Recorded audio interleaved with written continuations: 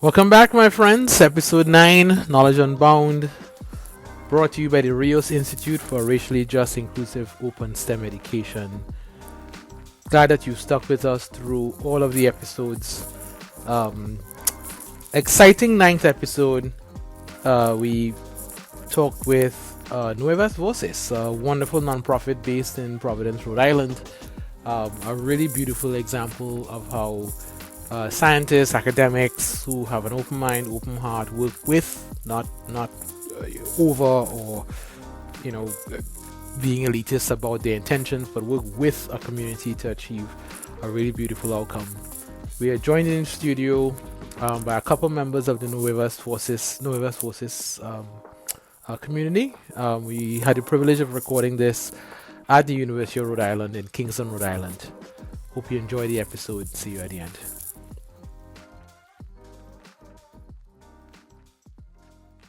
I am at the library at the University of Rhode Island, where I spent the first 7 years of my career. It's kind of like going back to where you grew up, because this is where I came directly from grad school to be a faculty member, and kind of felt like the place where I found my feet. So it's sort of special to be here, and so they were gracious to let me use their podcast studio. And my guests today are from a wonderful nonprofit here in Rhode Island. They're based in Providence, called Nuevas Voces, and I'm going to have them tell you a bit more of what it's about. I have two wonderful people from Nuevas Voces with me. You know what? Let me not say anymore. So, Jenny, shall we start with you? Sure. Hola, mi gente. My name is Jenny, and I want to share something really close to my heart, my journey with the Nuevas Voces program. When I first heard about Nuevas Voces, I was already involved in my community, but I always felt like I needed more tools, more confidence, and more understanding to create real changes. Jenny, can I interrupt you real quick? Yes. So when you say I know there's more to talk about, but when you say that you were already involved in your community, what do you mean?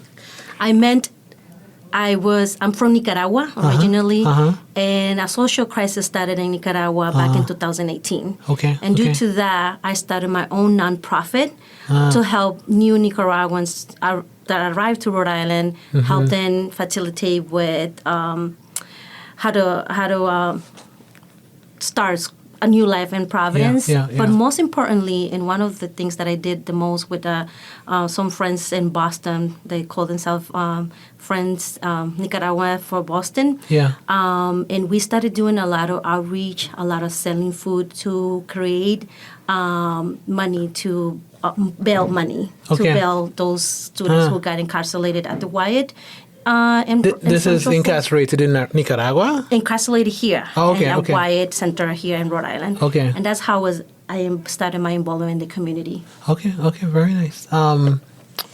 Becca, you want to tell me about your introduction to Nuevas Voces? Yeah, so Nuevas Voces is a program that is run, but it's a program and actually a whole area of work now. Okay. It's like an autonomously run area of work that's run by the Latino community, but it's housed at the Woonasquatucket River Watershed Council. And the Woonasquatucket River and Watershed, it's a small urban watershed running from Providence up to Smithfield, Rhode Island. And the Woonasquatucket River was once the most dioxin-contaminated river in the country. And then in 2001, the river was named an American Heritage River due to its high historic and cultural value. Tell us more about that. And its high levels of contamination. So when it was designated first, the organization was the Woonasquatucket River Greenway Project. Okay. And our earliest work was transforming public park spaces and building a 7-mile linear bike path and multi-use trail that connects parks to create green space in the neighborhoods in Providence with the least amount of green space.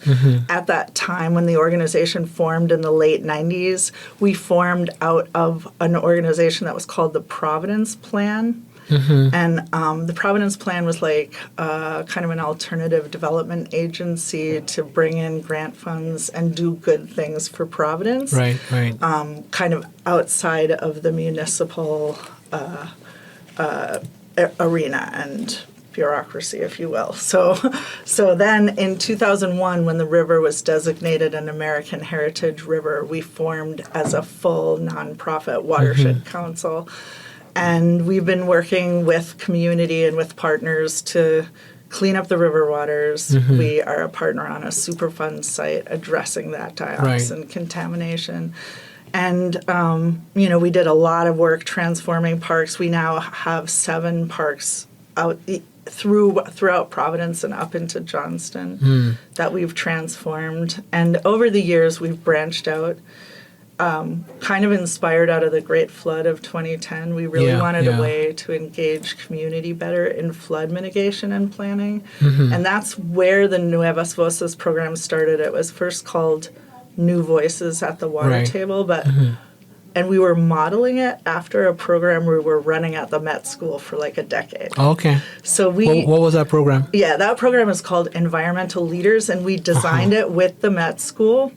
And we created and sort of trademarked this learn one, do one, teach one model. Okay. So we work with, we've been working with advisories, 10th grade advisories. I think we were in the Justice Building, and then we have been in some other of the buildings. But we were working with students in a year-long program where first they did a lot of indoor and outdoor experiential research. And in their first trimester and the second trimester, they would develop their project, which is the basis for Met pedagogy. Right. And just to orient people, the Met is in Providence, Rhode Island. Very interesting high school. That could be its own podcast.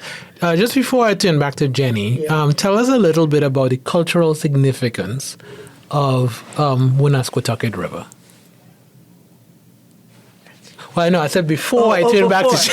okay, sorry. I'm sorry. I understand. We're all friends here. No, you mentioned it, right? You mentioned it, and I just want to make sure that... Well, first of all, it's...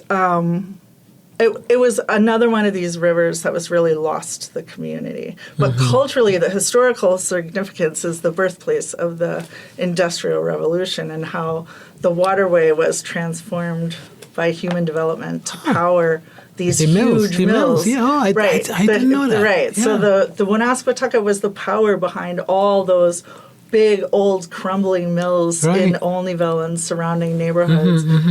The most overpaved neighborhood of Providence.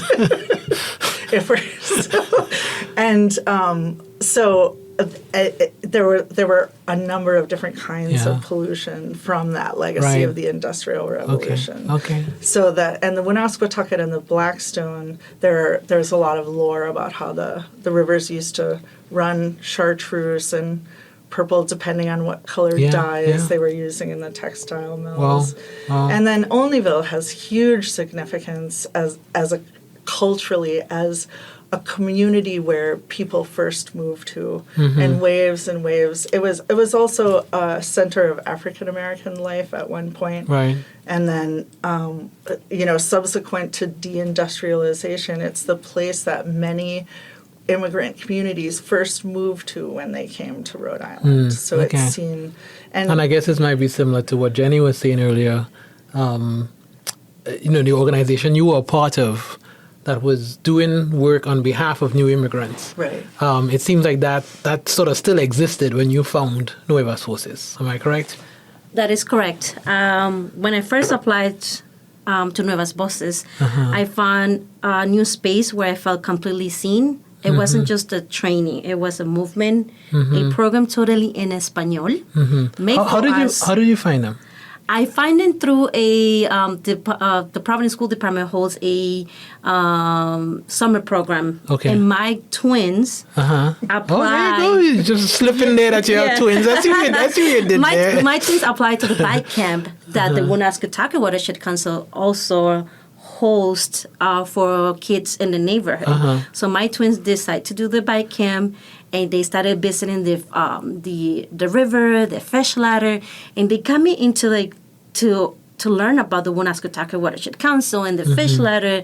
So I recognized the signs when we walked through the bike path. So one day I I was going through my job, because I literally live like within minutes of the Woonasquatucket Watershed Council's office, but I never knew they existed. No, I didn't know.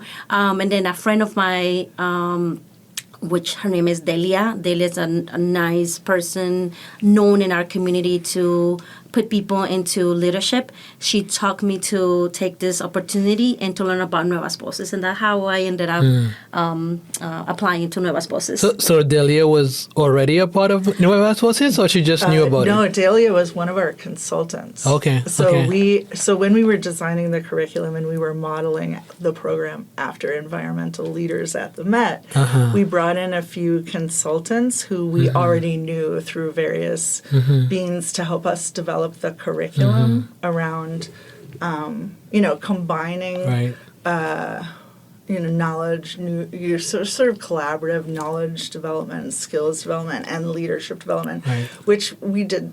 What we quickly discovered was, like Jenny and like Delia, the community was already filled with leaders. What was missing was more the opportunity to learn about flooding. Really, to learn that there was a river there. Right. Well, I mean, that's the thing, right? And so many of us live near these things, and you might physically see it, but it's not registering that this is something you can access and something that you're connected to. Jenny, I interrupted you when you talked about going there and feeling seen. Tell us about that. It was because this program, Nuevas Voces, is totally in Espanol. And it was a place where you learn a lot of things that you probably had in the back of your mind coming from our countries, because in our countries, we do use the river. We swim in our rivers. We fish in our rivers. Versus here in the U.S., we are afraid to even touch the water because it's, it's not, here it's not part of the culture. At least that's what I had in my mind. So being part of Nuevas Voces, I learned so many tools, so many things. And every class and every month, we came together and learned about climate justice, emergency preparedness. One of the class I love the most because, like I said, we here in the U.S. and we just came in and live daily, like thinking about going to work and make sure our kids are fed. But we never have the chance to actually prepare for a real emergency. So being part of that was one of my favorite class, preparedness, because ever since then, back in 2020, I do have a emergency plan now in place, and how decisions also are made in our cities. We talk about floodings, pollution, housing, and what we can do as a leader to prepare our neighborhoods. I learned how to advocate, not just for my family, but for everyone in Olneyville.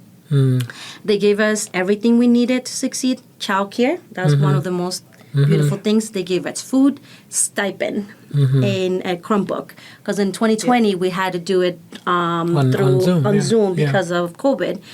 They gave us internet access, and most importantly, a community, because I have to get to know more people in my area that I didn't know. And how is that now? Do you have a whole bunch of new friends? Oh, yes. We do have a good relationship.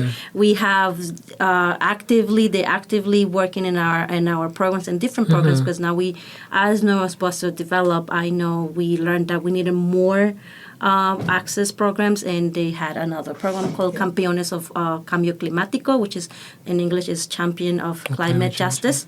We keep a good communication. Let me ask you something about something you said with respect to you can live in a neighborhood and not even know the river is there, right? And the reason why I want to dig into this is because a lot of people who listen to this podcast and who I meet in the kind of work that I do are quite frankly, genuinely good people who want to do good in the world, right? They don't just want to teach classrooms. They want students to go out and be change agents. They want them to think about issues like this. They want to see themselves as part of the solution.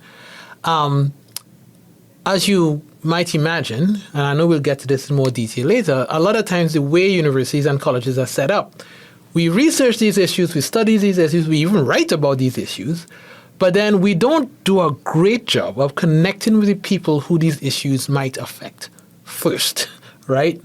And so you even in you making that statement about you can live in this neighborhood and not even know the river is there, I can imagine one challenge your project may have had was, well, not necessarily convincing the people that the river is there, but getting them to see it as as a thing to care about, right? And I guess I want to hear about that journey. Like, what was that, whether it's through the way you did classes, whether it's how you connected it to culture, like you just brought up, Jenny.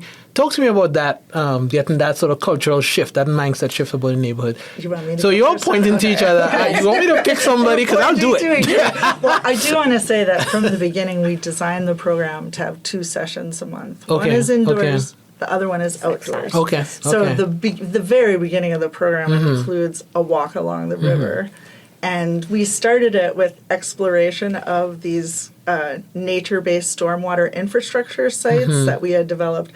But then we quickly learned we had to go back to the history of the neighborhood, the history of the river, the history of identity, the history of marginalization. We had to really dig deep into kind of the whole context around the river and the river in cultural and community life and what the river was. Now, even this translated over into our youth programs where we start with like everything starts with the river and the human relationship with the river and how it's looked at different ages and what the river was and what it had become, which was a garbage dump, basically.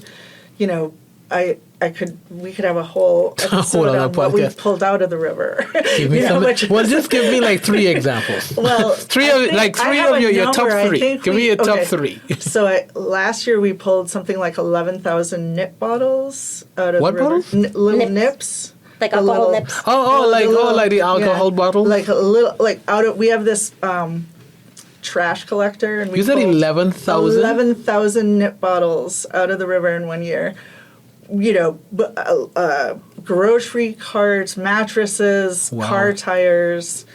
You'd be surprised. Whole refrigerators. It was.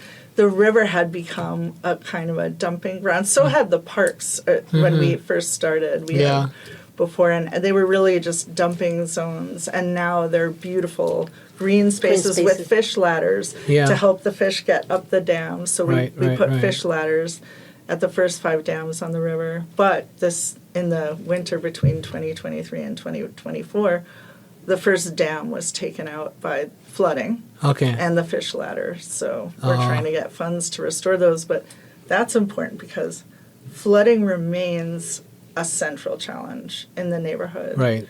And it is important to say that Olneyville, where our offices, where our headquarters are, and where Jenny lives and many of the people live, is in the low-lying flood zone. So, Jenny, were you here for that big flood? I was. I actually was in 2010. Yeah. Yes. I was I would not say a victim because I was not, but I was somebody who her car was flooded. Oh, yeah? Yeah. I went to pick up my mom at work, and I had a little Honda Civic, and I was trying to get to my mom because she needed to get out of work due to the storm. And I was like, I saw a big puddle of water. I'm like, I think I could do this. I think I could drive to the flood. So I drove my car. Famous last words. Not realizing that my car was just coming water out of the ground. And I was like, okay, all right, now So I was here. And yes, like Becca said, flooding is a big thing in our neighborhood, especially in Olneyville, due to a lot of rain. And the connection, going back to answer, the connection with my classmate still remain active. We have many, after we graduated from Nuevas Voces, a lot of our classmates from 2020 are like leaders in working actively with community members. I'm intrigued by, Jenny, Becca, what you're saying about, talking about the history of marginalization and, not just starting with, hey, we need climate justice. You kind of go back and lead up to it, right? It's this whole history lesson that took place. And as I mentioned to you all before we started recording, I did live in Providence from 2014 to 2021. As a professor here at URI, had a great time. And 2 things I'll say to you. One is, I always found it funny how people who I work with were surprised that I lived in Providence because to them it was so far. I'm like, it's 35. What is wrong with you people? Anyway, so that whole kind of Rhode Island thing I thought was funny. The second thing, though, was because I'm an immigrant. I'm from Trinidad. I'm not sure if I told you all that. I think I have this thing of knowing where I am. Like everywhere I've lived, I've just read a lot to try to understand why is it where I'm living looks like the way it is? And why are there people living over there and a different group living over there, right? That's just the way my brain works. So I read a good amount of Rhode Island history, and the thing that really amazed me was how little people who lived here know about it. So, I mean, I would mention to people that there was a big slave ship building center in Warren, Rhode Island. Really? Like you were born here? So and there's a group out in Providence called Stages of Freedom who has basically a singular mission to bring that history to light. But so I guess A, is just encouraging to hear that is something you do, but B, not to like broad brush all of Rhode Island, but I was just a little bit surprised at how little people know about Rhode Island and its rich history in the Revolution, in the Industrial Revolution, in the War for Independence, all of this stuff just going all the way back. How was that, from that standpoint, how was that sort of, I don't want to call it re-education, but how was that people hearing these things for the first time? How has that process been? Well, I first should admit that I'm not from Rhode Island. Yeah, I mean, well, that's not a knock. That's if anything, you're like me, right? Well, I think it's hugely welcome. I mean, you're better to speak to this, Jenny, than I am, but it does seem like year after year, it's hugely welcome. Yeah. That we're bringing these issues like right up into public discourse right away, and I wish we could get more into the broader history of the state too, but we have every hour of this program is like precious real estate, and we have so many partners that we want to engage. Like one of the purposes of the program is to better engage partners with community, to better create those connections. And actually, Jenny's passion for emergency preparedness is a good platform for talking about how these partnerships have developed between the partners directly with community and has led to many, many new offshoots and opportunities and access to better planning, better resources, better preparation. And maybe, I don't know if this is the right time to do it, but it might be good to talk about Yeah, I think we'll get into it a little bit when we get to Vicina in a second. Oh, okay. But I just wanna, maybe just to confess my own ignorance a little bit. So I lived in Providence the whole time, but I lived on the east side for a while. Then I ended up living over in Elmhurst near Providence College. And when I had moved there,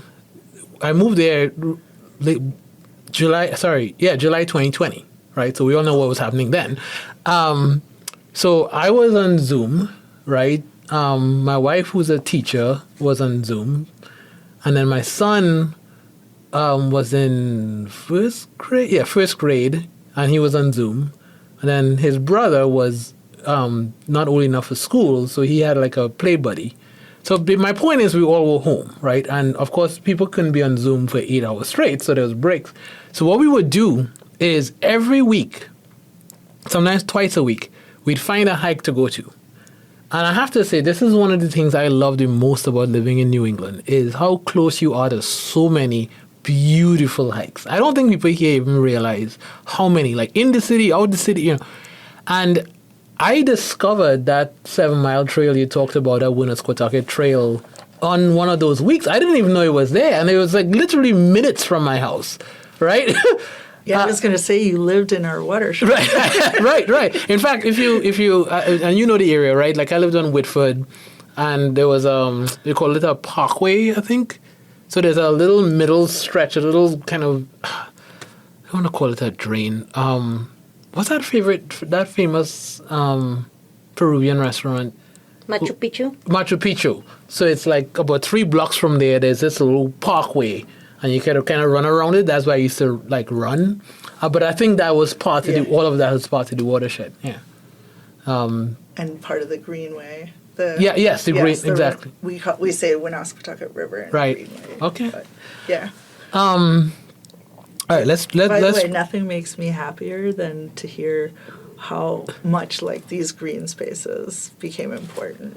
Yeah, I mean, and my bias is I grew up in the Caribbean, right? So perhaps like what Jenny is talking about, like culturally, you just have a kind of a natural internalization of what sense of space and place and the outdoors mean. You know, whether you're, I'm not saying you have to live in a forest, but there's just a peace it brings, right? And yeah, that could be its own podcast.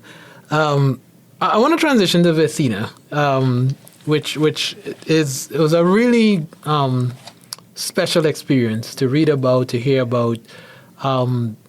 Jenny, why don't you tell us from your lens, from your eyes, from your experience, tell us what Vecina is, what it was like putting Vecina together, what it accomplished, what you learned from it. Vecina is another project close to my heart because it's going to be a platform where new arrived people, immigrants coming to Olneyville or Providence, I will say Central Providence, could use. And I will say them, and I'm going to mention my coworker, Maria Jose, and I will tell you a little bit about... Wasn't she coming? She was going to come in, but she is... she's doing other stuff, but also her primary language is Spanish. That's not a problem. That's not a problem. I know. She actually requested if you want her. Vivo en Miami. Yes.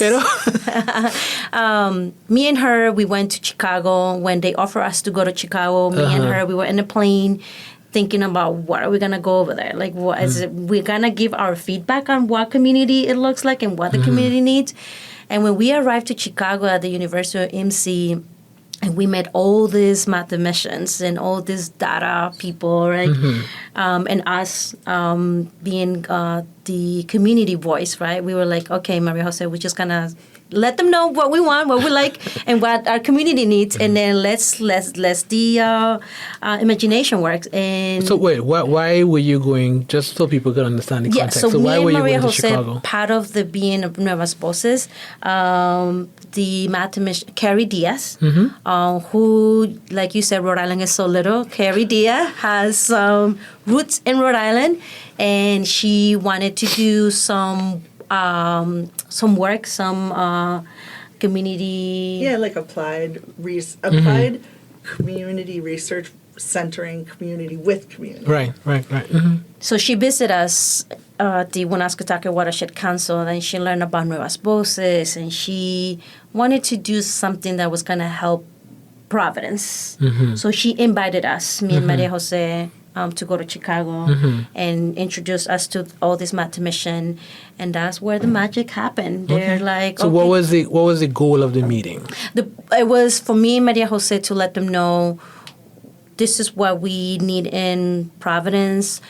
So Carrie wanted to do something meaningful, something that, especially with data. Because like Maria Jose said in one of her papers, is that data is power. And then when the community is empowered, we're going to have better outcome.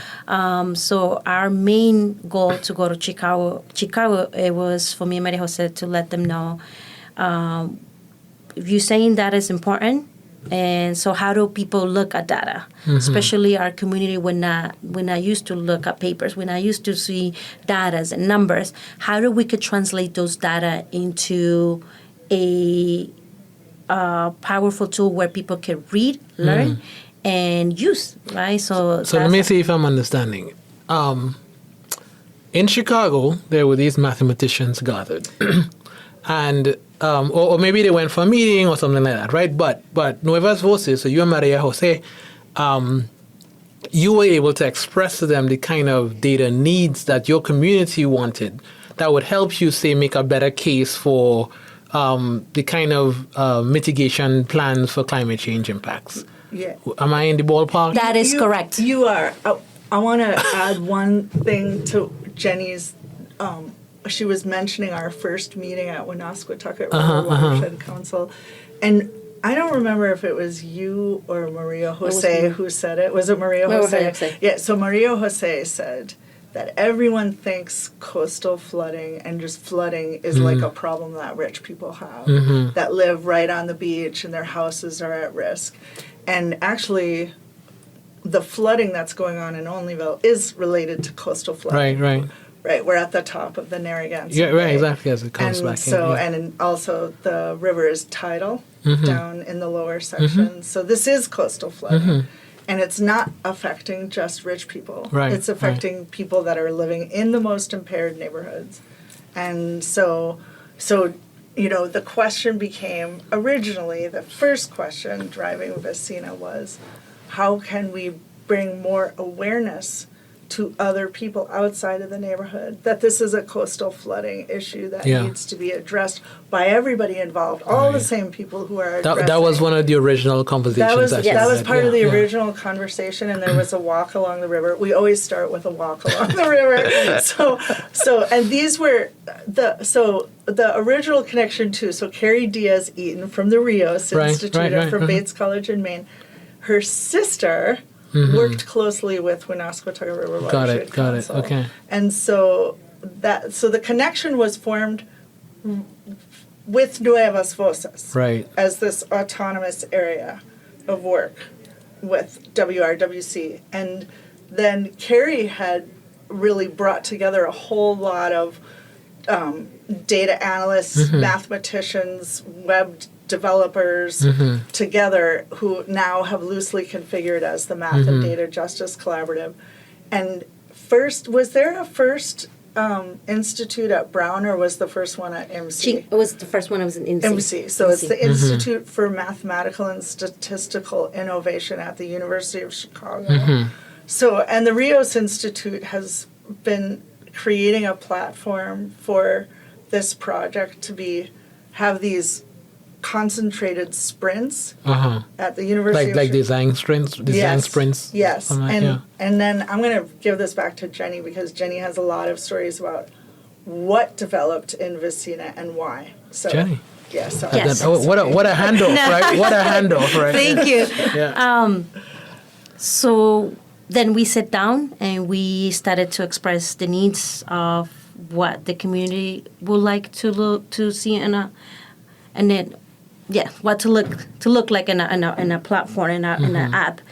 And what are some of those things you expressed? We did express that we needed more. And it happens to be that I was in MC when my nephew was starting to pick up a school. Like he in Rhode Island, in the beginning of February, middle schoolers needs to find their next school. The next high school. And I was asking one of the mathematicians, based on your knowledge and based on the data, you think the schools that are in this paper are good for my nephew? And then he started to investigate and seeing while we were in seeing, he's like, Jenny, we need to add this into our Vecina because people need to know and learn about the school they're gonna send their children's, right? And so that was one of the part of the development of Vecina, and then we added a layer of education. Then we added resources. So let me. So I want to drill into this example. So, what kind of data would Vecina provide about the school that would help, say, a parent like yourself make some decisions? Yes, it will show if that school has multilingual classes. Oh, okay. It will show the nearest school based on your address. Okay. Based on your zip code. And there's a section also that will teach you how to register your children in school. Because new arrived people into the state don't know how to, they don't even know how to, which office they need to go register the children, right? Because we do have a registration center. People don't know. People think, like in our country, we just go to the school, we register at school, and then you register. Here, we have to go to a registration center. And in that registration center, you have to apply for school and all that. So there's a section on Vecina where we guide you step by step on how to register your children. Then there's another layer where it show you if the school offer multilingual classes, if the school is nearby you, and how good the school is doing on math, on science, on English performance. So that's how important that. And so it almost sounds like you did something similar for the watershed, right? So you figured out what are the data bins that you needed to help people understand what's happening, and then Carrie et al., Carrie and her group, helped make that happen in a visual way. Yes. Yes. Yes. So exactly. was it just the two of you? Was it just Nuevas Voces and Carrie's group? Were you working with the city government, any municipalities at all? No, but then the Community Engaged Data and Evaluation Collaborative from Brown joined in. Okay. Kind of over the last year and a half. Más vale tarde que nunca. Better late than.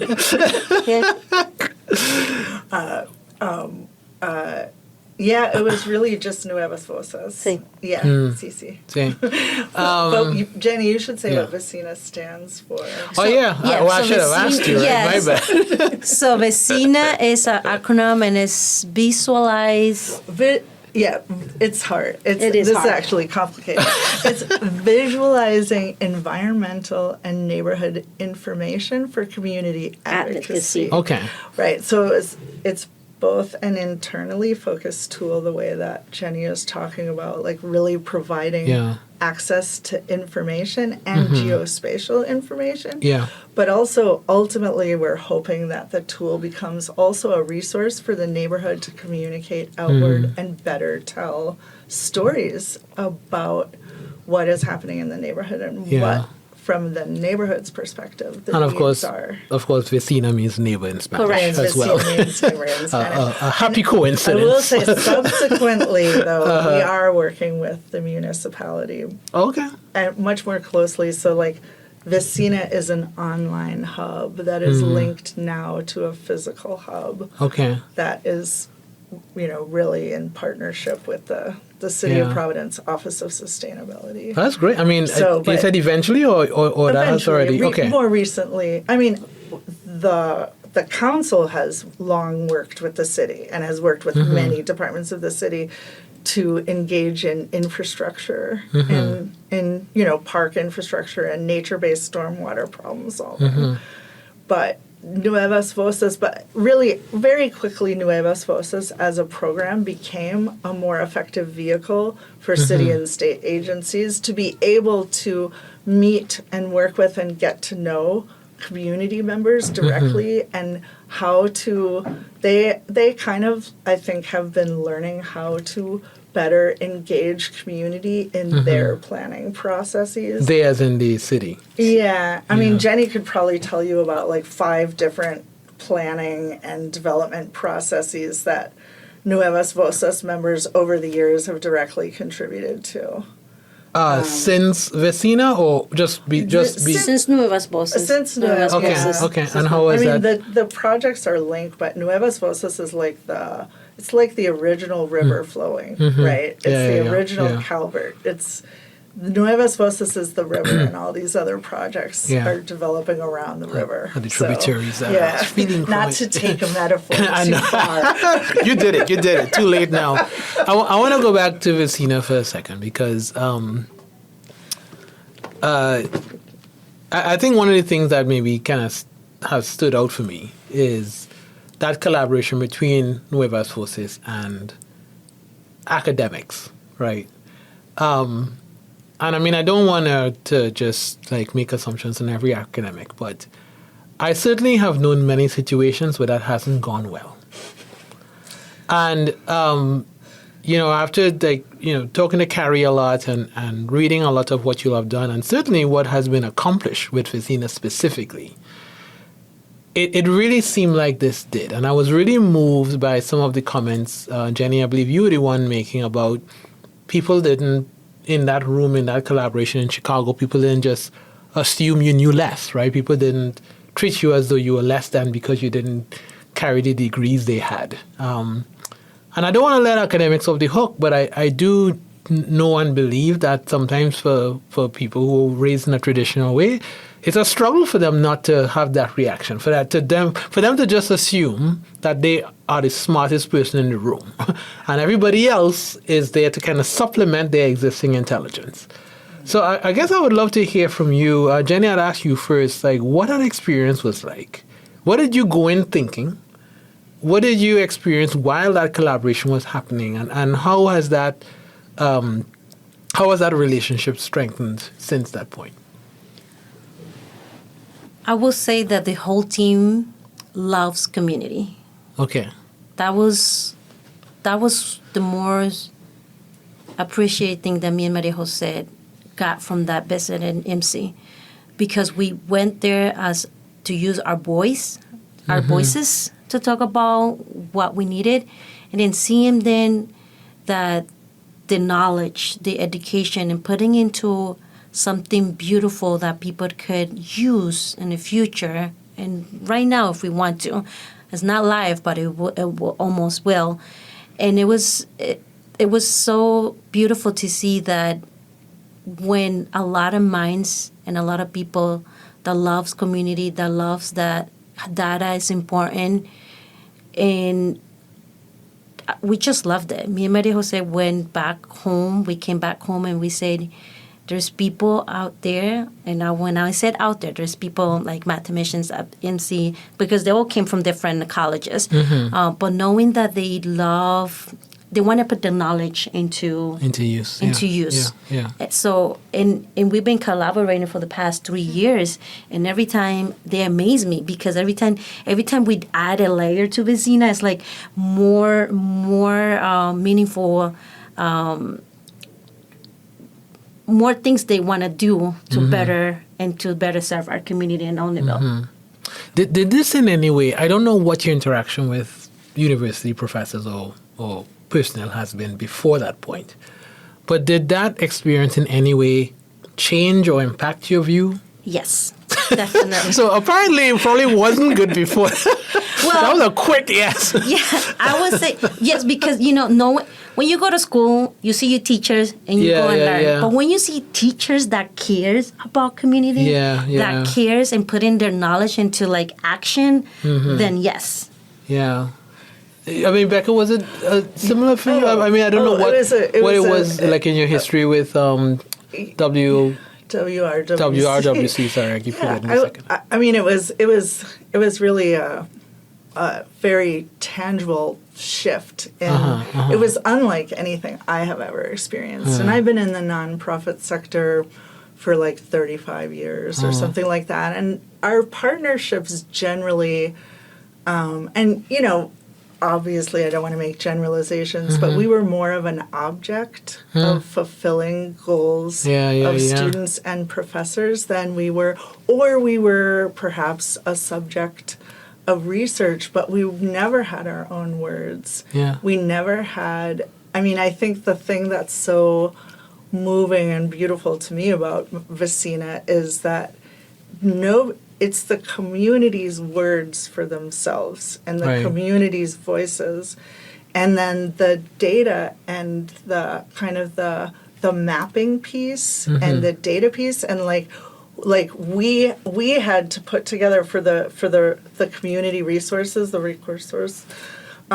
We had to put that list together. They weren't gonna, that piece So, and the other thing is that the site was always designed to be in the hands of the Nuevas Voces community. Right. And we had just had this experience of another ArcGIS-based map creation where we quickly lost access to even... Thanks for your help. Thanks. Well, you have a good Monday now. We couldn't update it. We didn't have, we had no means of updating it or modifying it, or for instance, translating it into Spanish. Right. We had no means to make it usable for the community. But then with Vecina, we were able to kind of take the same original list and make it something that was by the community for the community. And and I feel like I feel like the community knowledge is the most important knowledge. And then the mathematicians and the data scientists, and me too, I'm part of, my role is really to, do the best that we can to make sure resources are in place, and to kind of, situate it and empower it in the life of the organization. Right.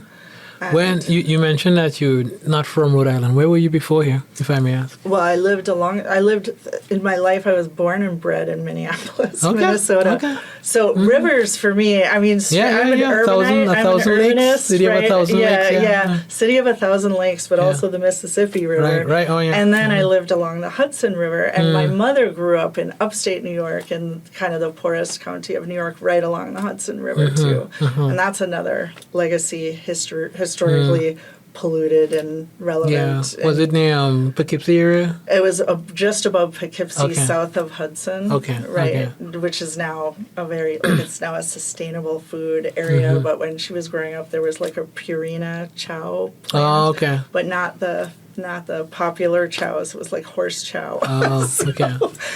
But anyway, rivers, for some reason, I don't know why, I didn't study environmental science or biology, but I always loved rivers and lakes and bodies of water and the ocean state.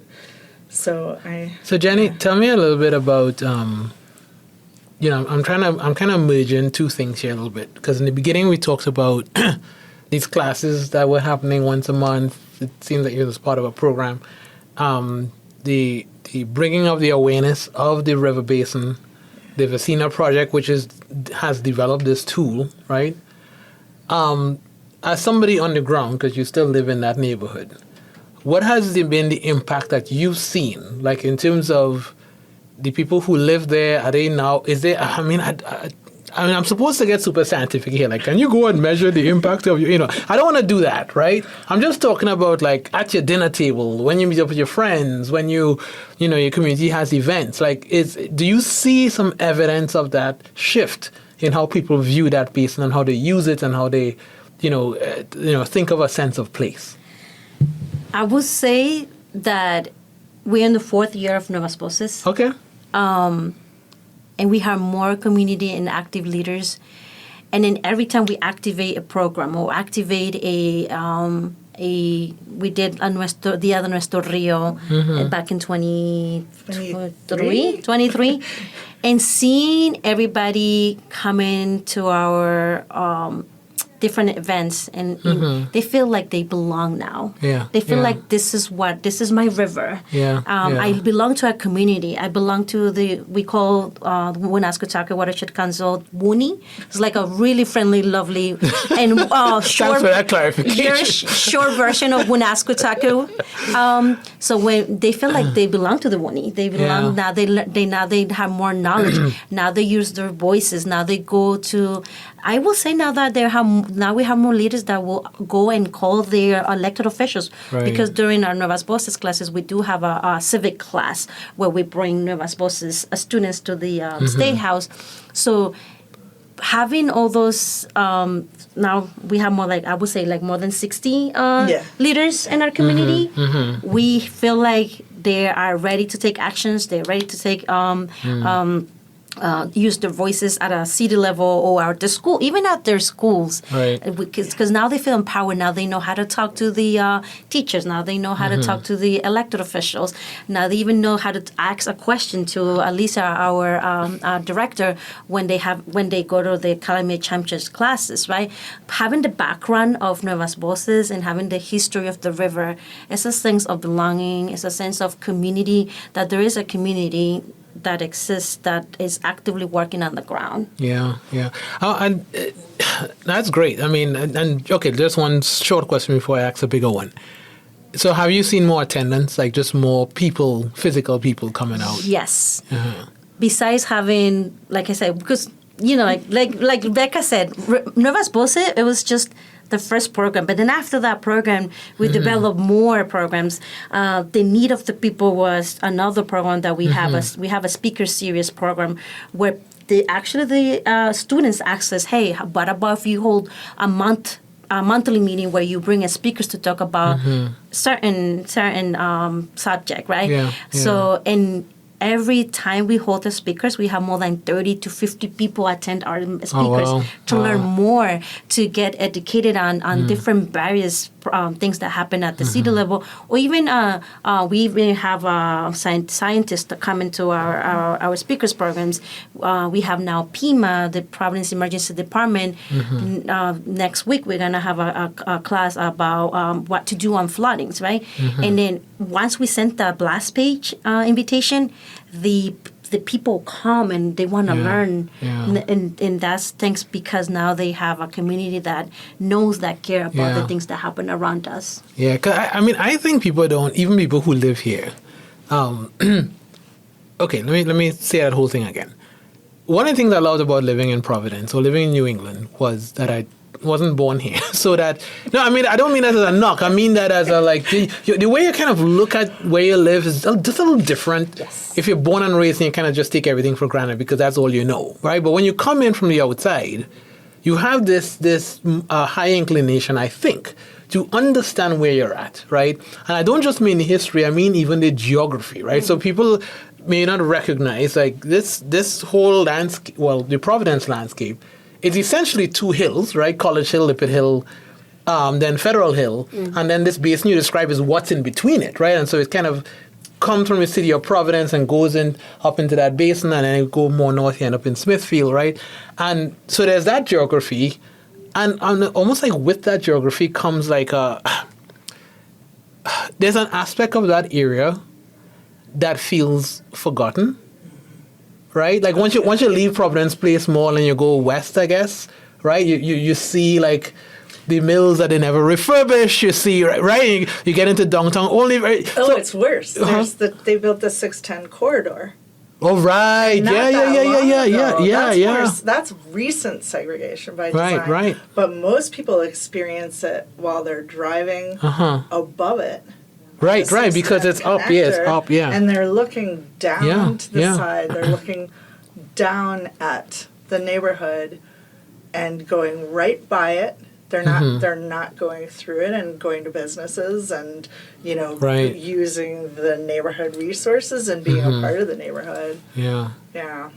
Okay. Not that I have any feelings. Not at all. All right. Although that's why voice is so important, because at the time that they were designing that, there was no representation. There was no representation. Right. Yeah, I mean, and you can draw a corollary to the building of the I-95 through Southern Providence, right? Where the political power was is where that they were able to push it off. All right, let me just ask you one more question.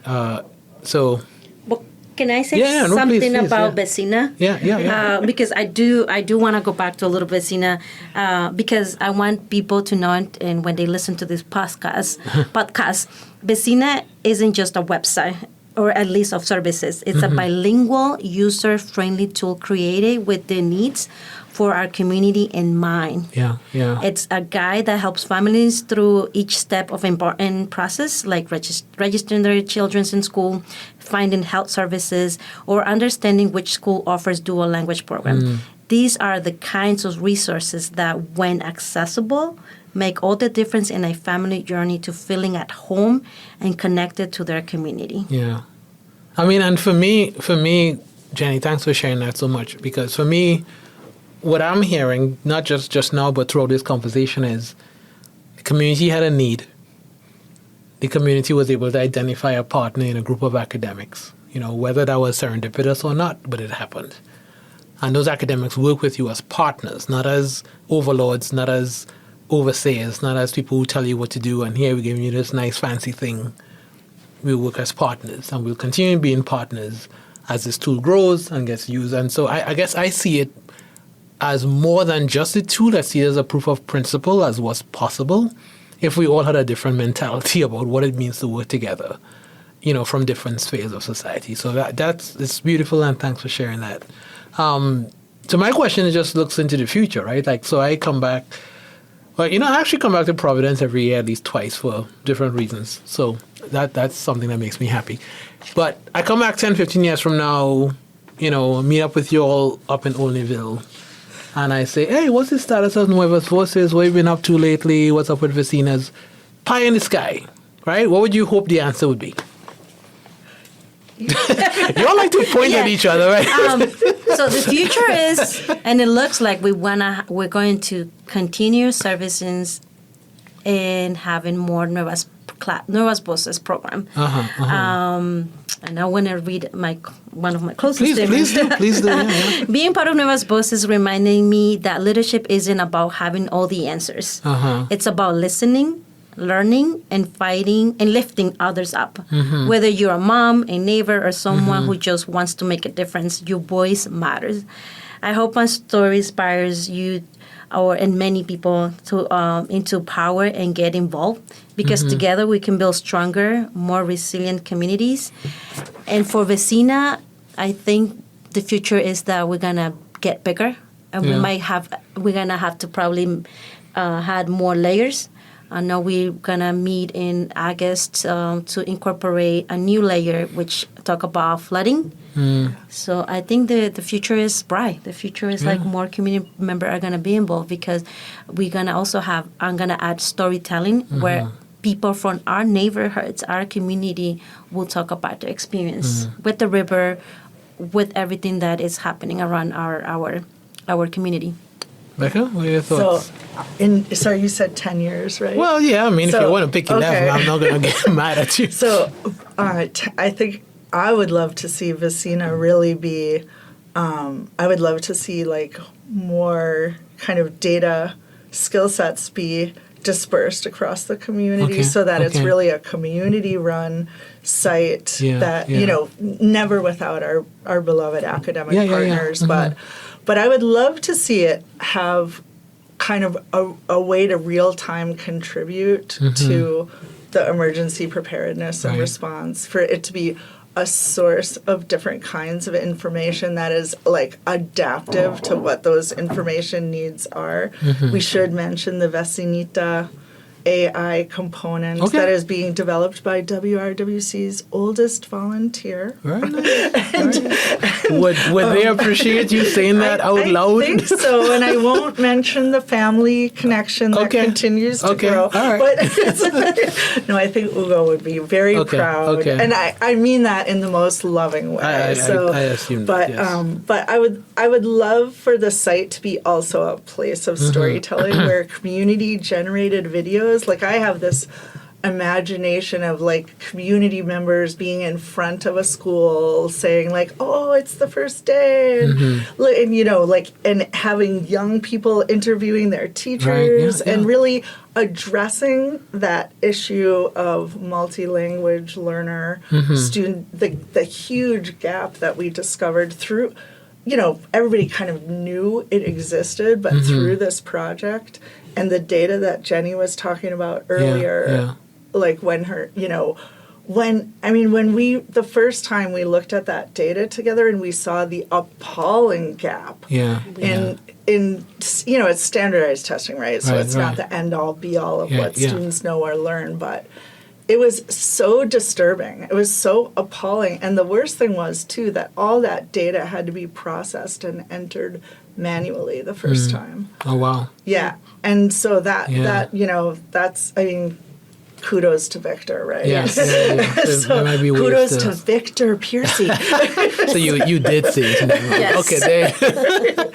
So, I mean, you know, like, that was incredible also that data wasn't readily available. Right. It wasn't. Right. It had to be, I mean, days and days of research to even figure out how to access that data. And that is data that every community member should have. Yeah. This should make us rise up. Yeah. All right. I think that would be great, and I think you're on the right team to make that happen. I'm going to sneak in one more question, actually, specifically for Jenny. Yeah. I want to get the best pollo fricassé. Where do I go?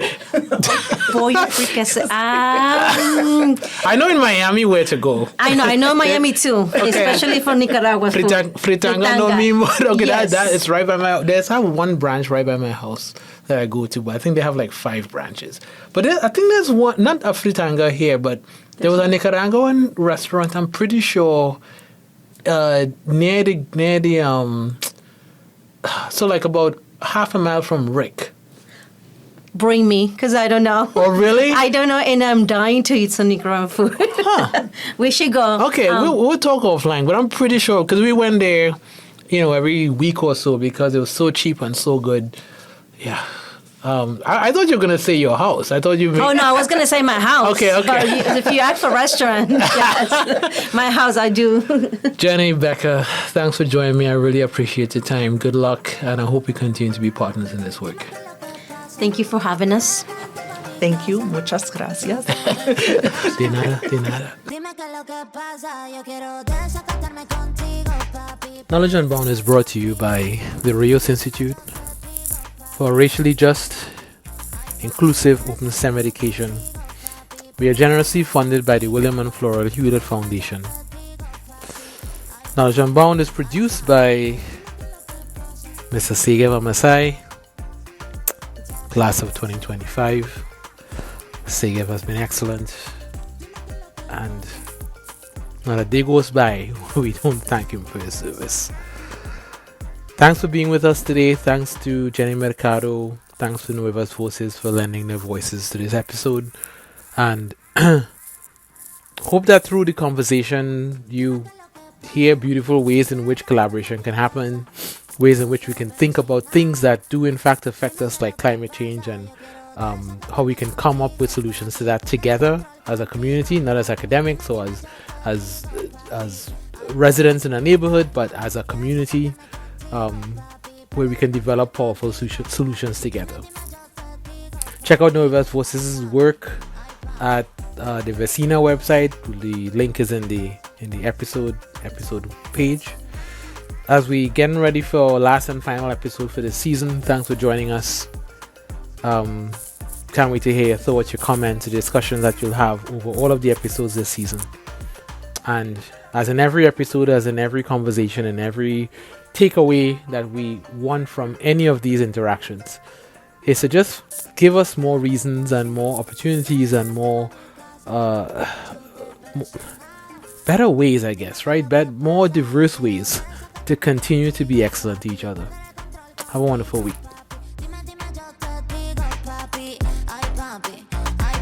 Being part of Nuevas Voces is reminding me that leadership isn't about having all the answers.